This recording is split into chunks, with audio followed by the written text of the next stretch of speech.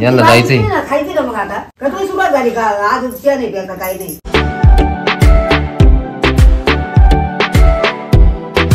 तर नमस्कार मित्रांनो, स्वागत आहे तुमचं एका नवीन ब्लॉग मध्ये. सकाळचे 8 वाजले. तर मी आता कामावरून आलो. 3-4 दिवस झाले मित्रांनो हेच कपडे. आता आंघोळ वगैरे करू, फ्रेश वगैरे हो. त्यांना फोन केला होता. पिल्लू पण व्यवस्थित आहे. पिल्लू पण थोडं तकलीफ देतच आहे तिथं मित्रांनो परीला. कारण बाथरूमला पण तिलाच घेऊन जाते. तू आली तरी तिलाच घेऊन जाते. कारण ती एवढी मोठी नाही त्याच्यामुळे मग तिला पण एवढं जास्त कळत नाही. मग ती थोडंफार वेळेवानी करणारच. तिला जे पाहिजे ते दिलं नाही मित्रांनो, त्याच्यामुळे ती वेळेवानी करते. रात्री काय केलं माहिती, माझी सासूने तिला हे दिलं, लाटून पोळपाट दिलं. तिला लाटून तिची सासू डोक्यात घातलं. टिंगुळ आलं बरी म्हणून डायरेक्ट. चला मित्रांनो पहिले ना आंघोळ करू, फ्रेश होऊ मस्त पैकी. मग तुम्हाला भेटतो मग ब्लॉग कंटिन्यू करू. अजून काय ब्लॉग मित्रांनो माझा आला नाही, थोडा लेट होणार आहे ब्लॉग. तर थोडं समजून घ्या मित्रांनो. थोडे 2-4 दिवस थोडे मागे पुढे झाले ब्लॉगला. आंघोळ वगैरे झाली मस्त पैकी, फ्रेश वाटत आहे मित्रांनो, एकदम भारी वाटत. तर आता नाश्ता करू. चिवली काय करते काय होईल नाश्ता?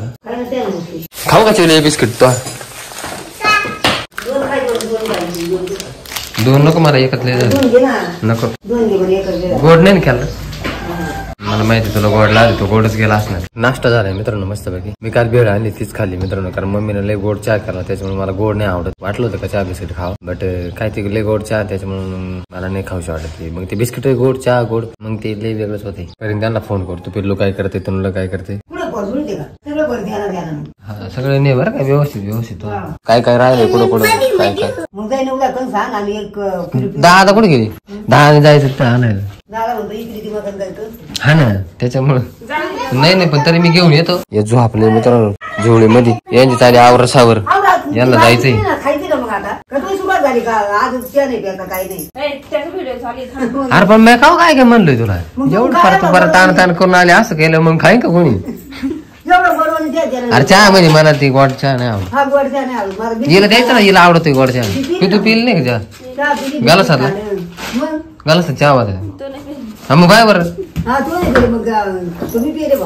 तुला जोगात होता तो पेरी तू बरं झालं. चल मी आता थोड्या वेळ खाईन.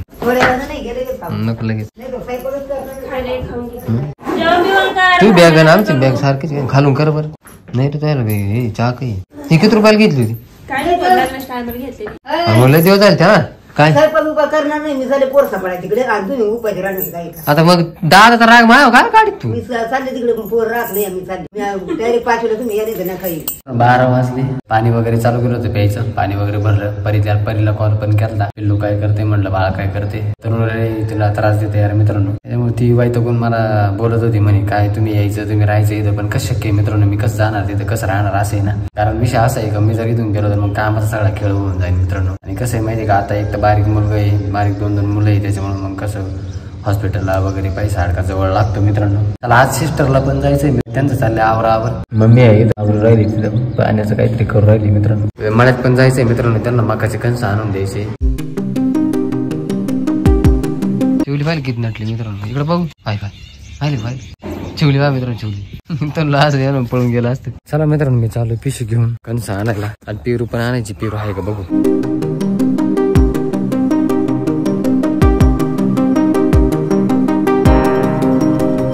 पोचलोय मळ्यामध्ये. पहिले आले भाजीकडे आपल्या, म्हणजे भाजी कशीची आपली मका. पाणी भरल्यानंतर भाजी कशी बाहेर झाली. तिला ना थोडं हे मारावं लागते यार, विरे आणावं लागते मित्रांनो. हे इकडल्या फटीत येत नाही मित्रांनो कणस, कारण ही फटी त्यांना तशीच देईल ना.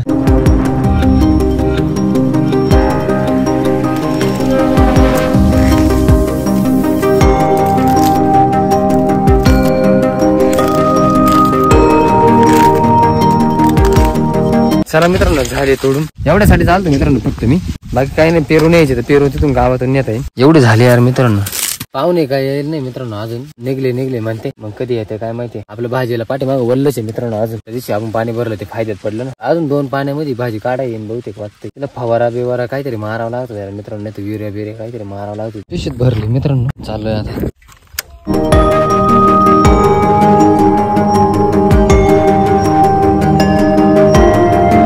दुकानदार कुठेतरी गेले यार, मी तिथे कोणीच नाही. फोन लावतो, फोनही उचले नाही. आता पेरूचं कसं करावा, जावं काय घरी. मग आता काय ते नाही म्हणलं. घरी पोहोचलो मित्रांनो. आणि घरी पोहोचल्या त्या पेरूवाल्याचा फोन आला. तो म्हणे या थोड्या वेळाने. चालली काय खरं का मग चिवलीन ते चालले मित्रांनो. गाडी वगैरे आली त्यांची मस्त न्यायला. मी तर आता रोज झोपतून उठलो यार, मला झोपतून उठून दिले यार.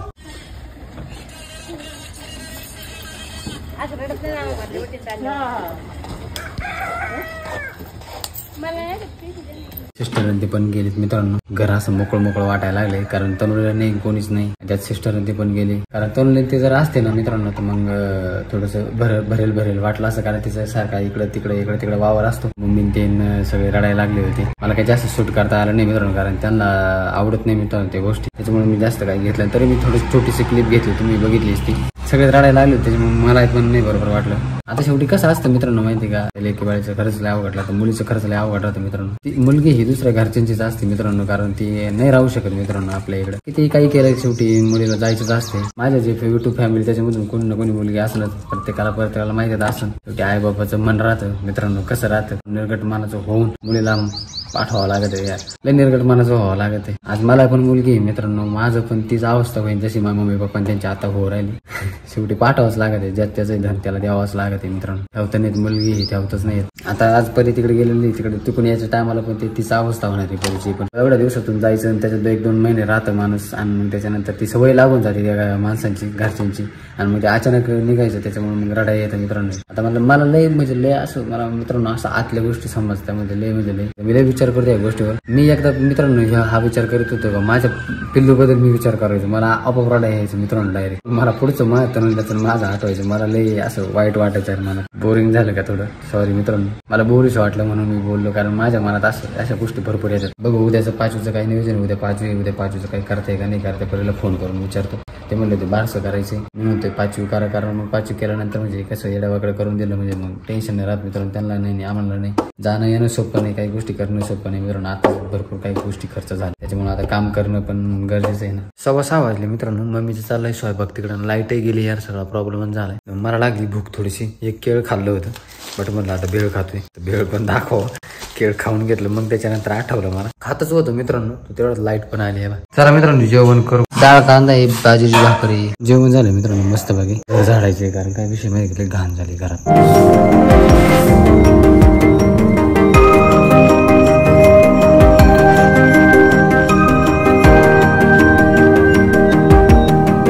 मित्रांनो झाडू वगैरे झालं मस्त बघी साफसुथरं झालंय. आता 7:30 वाजत झाले मित्रांनो. कामाला निघायचंय आता. चला मित्रांनो आपला ब्लॉग आता इथेच एंड करू. आय होप मित्रांनो तुम्हाला आजचा ब्लॉग आवडला असेल. आवडता व्हिडिओ लाईक करा, चॅनल सबस्क्राईब करा.